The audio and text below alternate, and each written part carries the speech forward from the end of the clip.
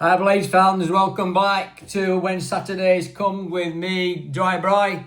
And phew, I've just watched the game between QPR and Sheffield United where the Blades have run out. We're winning 2-1. What a tough game that was. And I was just saying, I did say it yesterday in my video yesterday that QPR are not a bad side at home and they will not give up, and they didn't give up.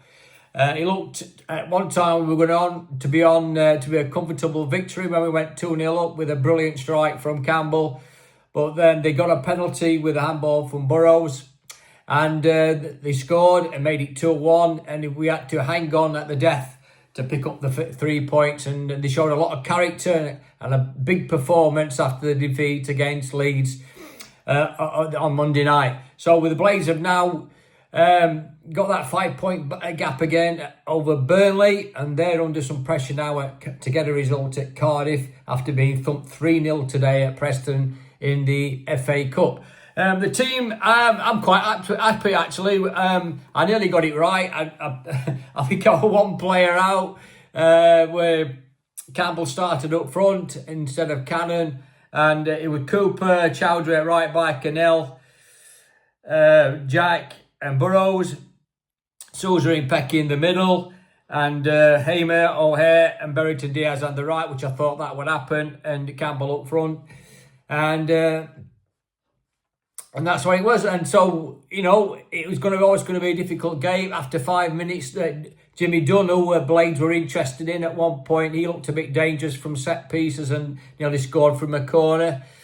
And after 10 minutes, though, the Blades went in front with a cross from Sousa, and there was Brereton Diaz to head in between two defenders to put the Blades 1-0 up. And we needed that. I always thought we needed to get a first goal at QPR, because they are quite difficult to break down if they go 1-0 up at home. And so I'm really pleased with that. You know, after 20 minutes, though, the Blades had some good possession and they controlled ball quite well. It wasn't all one way. Even though we had control, QPR did fight back in second half, and I thought it was pretty much even towards that end of first half. 23 minutes went and Coop had to make a brilliant save down to his left to keep him out.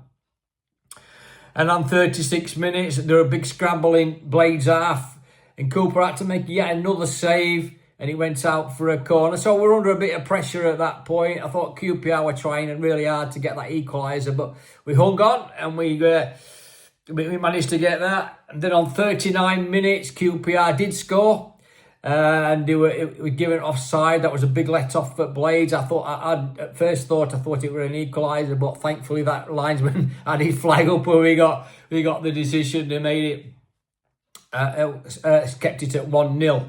So that were handy at that. I think pretty even. QPR may have shaded it first half, but I were happy to go in at 1-0 so we can regroup and try and sort out. I think we needed to step it up a little bit. I thought we went off boil a little bit. There were one or two tackles flying in. Chowdhury were, he were hanging on. He got booked in game as well, and he were on a thin line at times. And in second half, after 49 minutes, Jimmy Dunn were booked for going in behind Aimer. That was a nasty foul, so he deservedly got booked in second half. And then on 53 minutes, absolutely fantastic strike from Campbell, just on edge of box. And he let fly into top corner in front of away fans who were going delirious, and rightly so. Why they shouldn't they? And it was a great goal. He's back on track. And right to start. I thought he might have started Cannon, but obviously he chose Campbell, and I'm not the manager anyway, so thank goodness for that. So we got that, and it turned into an open, scrappy game after around 60 minutes. And Chowdhury then he got booked. When he got booked, he really on a thin line. Then he lunged in again and get another free kick away. I'm thinking we need to sub him. We need to sub him and get him off. And Julie, within the next minute, Chris Wilder must have read my mind or something, but he did take him off, and Sariki come on, which it needed to be done, to be fair, to protect him really. Then Anel were booked for it 9th time this season, so he's treading a thin line again. He's not far off getting banned, so he's got to watch it along with Hamer, and we don't want to get them banned, do we? So even then, I think Hamer was struggling a little bit, and after about 60 odd minutes, he had to come off, and Brewster come on. That was a good change again. So they were protecting Hamer again. He only played 20 minutes against Leeds, so he's building up his fitness back. So he had a good run out. And then on 70 minutes, QPR got a penalty, and it was Burrow across coming in. Burrows had his hands up, and he got caught on his arm, and he had to give it a penalty. A referee, and he duly sent Coops the wrong way to make it 2-1. And then it's game on. It's game on then, and I'm thinking, oh my goodness, are we going to hang on? Are we going to get the 3? Are they going to break us down? I knew they'd have a go at us, QPR. They're not bad side at home. And we had another substitution. Campbell went on and Cannon came on. So that was the right decision. And also Aware went off and McCallum come on. So we're all backs against the wall a little bit. I was hoping to catch him on break. I think Brewster got away, and he got tackled right at the death before he could put it away. So that was sort of the pattern of the game now. And then on 74 minutes, Brereton Davies got booked.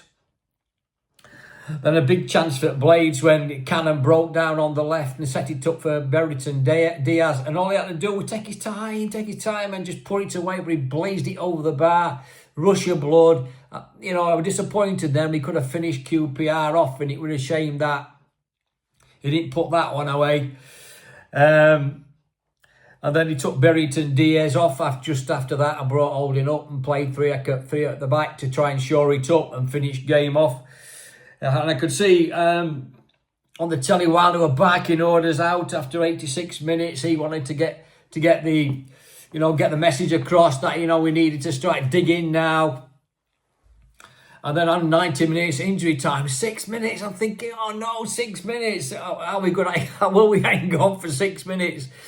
We were all hands on deck, and we did. And we were in that full victory. And I got a really big response from Blades to come and get shown a lot of character and determination to get them 3 points and go 3 points behind Leeds again, who drew 1-1 with West Brom at the 12:30 kickoff. Incidentally, West Brom played very, very well, and they fully deserved the point at Leeds. It's not a wake-up call for Leeds at all, but I just think that I still think Leeds will go up. They looked a very good side at times, and I was quite happy to obviously for West Brom to score, and even he took to make it 1-1. Burnley played at Preston in the FA Cup for a team that don't normally concede goals, conceded 3 and got thumped 3-0. Well done, Eki and the boys at Preston. I'm not sure whether I'm not seeing any reports on the game on that. I assume Preston wanted it more than Burnley, obviously, with a 3-0 defeat, and it could be a concern for Burnley conceding 3 goals when they don't normally concede. So I'm looking forward to the game on, I think it's Tuesday night against Cardiff City away. So all in all, it's been a good day, hasn't it, for Blades? We've done really well. We bounced back. It would test the character for us. I'm absolutely delighted for all the fans that went down there. Well done to you lot. You made a lot of noise. And for Chris Wilder and the staff and the players, we're not going to give up this easily. We've got a great away record. Absolutely delighted for him.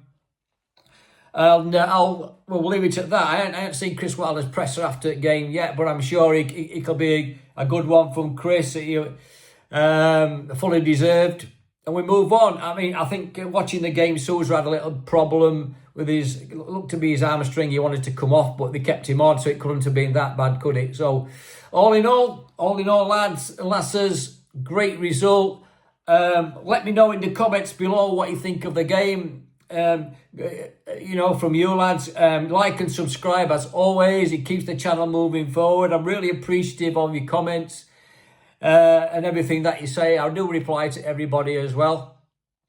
So I look forward to chatting to you again in the week. I might do something in the week with the Cardiff Burnley game. Enjoy your weekend, lads and lasses. Thank you once again for watching when Saturdays comes. I'll leave you with the goals today, and have a good weekend. Up the Blades, and I'll chat to you soon. The manager, they all know it's his cross. They recycled the ball really well, Chip and I. Keep the pressure on. And Vinny Suze has just picked them out, pinpoint, and it's a great header, 1-0. Well, it's football heaven. It is BBC Radio Sheffield. If the Sheffield United fans listening in, you wanted to hear that the Blades had blown off any post-Leeds cobwebs, well, they have. And Brereton Diaz gets his third goal in his 8th appearance upon his return to the football club. Teed up beautifully, took his time, picked his spots. Looked like the pace had gone. I think O'Hare was trying to make the overlap, and Campbell just got out of his feet, and he smashed that into the near top corner. What a fantastic finish that is. Well, not a bad way to return to form. 6 goals for the season, not in his previous 8. That was a howitzer of a strike, and the top tier of the School Lane end continues to celebrate. I think there was a goal elsewhere just before then. Oh, Rotherham United are leading at Bristol Rovers by 2 goals. Your take on your team's performance? I've just got to say, yet again, so proud of the players. So disappointing on Monday night, because they deserved, in my opinion, a little bit more than what happened. It's definitely not a 3-1. And the manner of how it went, and late on, we had to suffer as we did. I've got to say, you know, we were all pretty down on Tuesday, and I want them to feel what it's like, and I want them to emotionally, our boys, suffer a little bit, because that shows that it means a lot. We want to win. If we can't win, we need to pick something from the game, as we talked about in our presser, getting a result. The reaction yet again has been first class. Never been an easy place to come near. In a way, I quite like it, because it's nice and tight and it's on top, and there's a very competitive team that we're up against. I think won 7 out of the last 8 games. So we know it's not going to be straightforward. Managed to obviously score a couple of super goals. They missed a couple of opportunities. I've got to say, second half we defended what we needed to do. So maybe learned our lesson a little bit from what happened on Monday night, and still had a threat at the top of the pitch. Ty's goal was an amazing goal. I don't agree with the referee's decision one little bit. I don't know what Harrison needs to do. He's completely turned his back. In a way, kids, I'm having a pop at Harrison for turning his back. When he's a fullback, you need to be face on and see what's coming into the box. And he's turned his back, and he just smashed it against his arm. So a little bit, I think we were all a little bit scratching our head at the referee's performance from both technical areas today. But we've done what we needed to do, which was get that win. That's the reason that we've got the best away record in the division. We're proud of it, and it's something that we need to hold on to if we're going to keep nudging our points total up. It says a lot about the character within this squad. To be disappointed on Tuesday morning and to come here and do that today.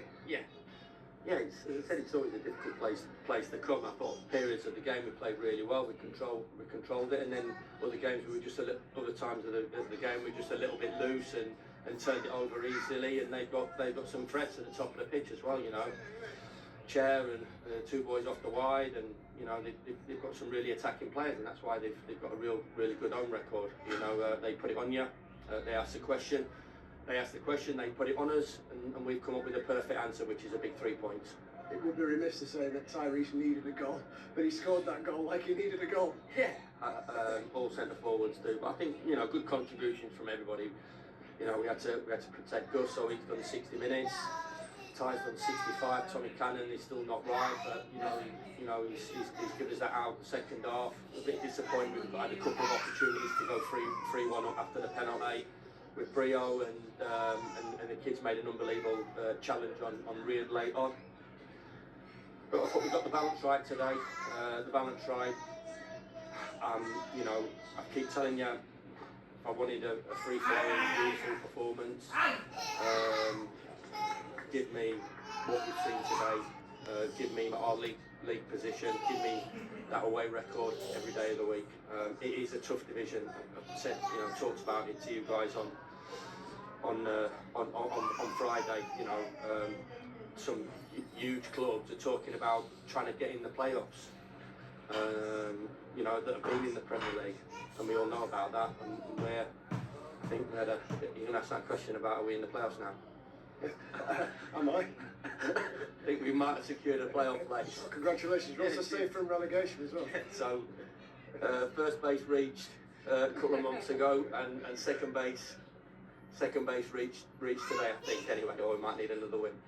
But yeah, just, you know, that feel winning away from home, it's special. It's special to me. It's special to our players, and most importantly, you know, I think we'd have sold out top and bottom today if we could.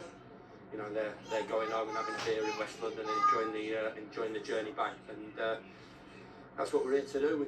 We're here to win, and we've got another win under us belt. Okay. Blades fans, like and subscribe to when Saturdays come. Up the Blades.